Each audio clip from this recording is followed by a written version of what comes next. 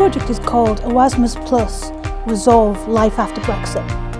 Our first dialogue activity since the lockdown and pandemic, which brought together young people from throughout the country to meet both peace builders, people working in the youth sector, particularly in relation to post-Brexit, and of course to build dialogue. Over the 2 days we looked at how peace building is made, but initially of course we looked at how conflict exists. We had a conversation with Jo Berry, who was explaining how she went face to face with conflict after losing her father and how she transformed that experience into something that allowed her to be empowered and feel empathetic, but also at the very same time disarm the person that, you know, she should have been angry and mad and filled hate with, and fill that instead with like compassion and understanding. Her experience also reiterated that, you know, the man who bombed and, you know, killed her father, he never really understood the people consequence of that. You know, the men and the women were, you know, someone's like mother, father, you know, like so many relations, and they're just gone in a poof in like that 5 seconds of, you know, you lose someone in that conflict. So I think it was very nice to like discuss that and kind of understand that, you know, like these conflicts do happen. Because we also did more informal and more fun activities. For example, on the first day we did human bingo, where there was an opportunity for everyone to get to know each other and to learn about each other and just generally talk. We did a mixture of different things.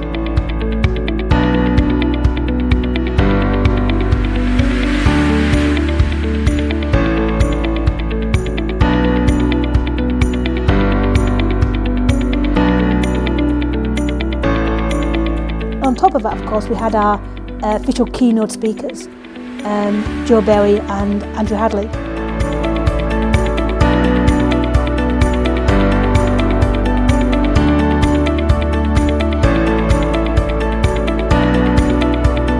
Yeah, it was really nice to finally be back in an in-person event. Some people that were here I'd seen like on Zoom, so it was cool to see them in real life and just interact with people in actual conversation again. I think I forgot how much like you miss out on from not being in person and how much there is to gain from being in person. So that was great. It went really well. We were all kind of like wondering how it would work out, it being our first activity for a very long time in person. We had a bigger group than we expected, and almost everyone came from outside of London, so it was a real mixed group. Everyone was very engaged, interested in the topic, and yeah, everyone was quite active.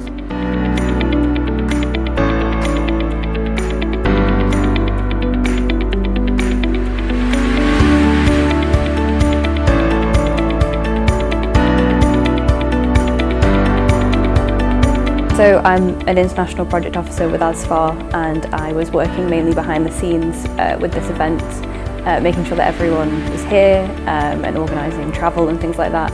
And it was my first experience of this kind of event, so I really enjoyed it. I feel like I learned a lot, and I think a lot of other people learned something from it, and it was nice to see everyone in person and have human interaction.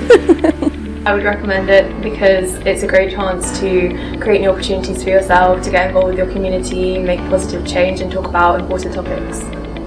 I would definitely recommend the event. As Jess has mentioned, I think we were all missing the sort of like the interaction side of things, and it was great to have a small discussion in a group of few people. It allows opportunities for people from all walks of life to kind of come in and have that conversation. You don't have to be affiliated with international relations or politics. And I've seen from these 2 days we've had participants who are not from that background or education, but they're so passionate to want to learn, or to have a voice, to have something to say, to be actually involved with, you know, key people who are NGOs or, you know, policymakers, and have that chance just to have like a casual conversation. I think that's where it starts, to inspire them to actually do something too.